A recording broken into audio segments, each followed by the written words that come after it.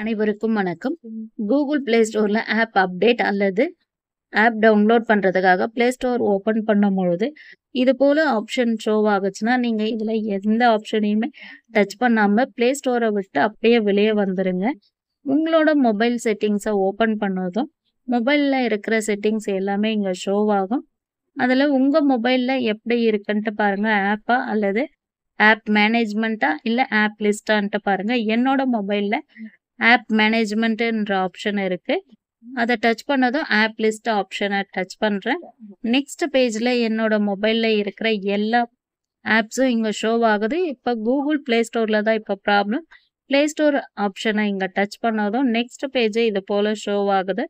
இதுல four ஸ்டாப்னு green கலர்ல இருக்கிற இந்த ஆப்ஷனை டச் பண்ணதும் நெக்ஸ்ட் பேஜ்ல ஃபோர் ஸ்டாப் அப்படின்ற இந்த ரெட் கலர் ஆப்ஷனை டச் பண்ணதும் நெக்ஸ்ட் அதே பேஜுக்கு வரும்.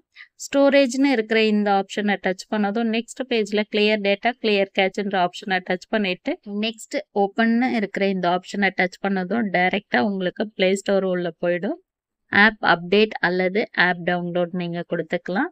பிளே ஸ்டோர்ல இது போல ப்ராப்ளம் வந்துச்சுன்னா இது போல கிளியர் கேட்ச் கிளியர் டேட்டா கொடுங்க. இந்த வீடியோ பிடிச்சிருந்தா லைக் பண்ணுங்க, ஷேர் பண்ணுங்க, கமெண்ட் பண்ணுங்க.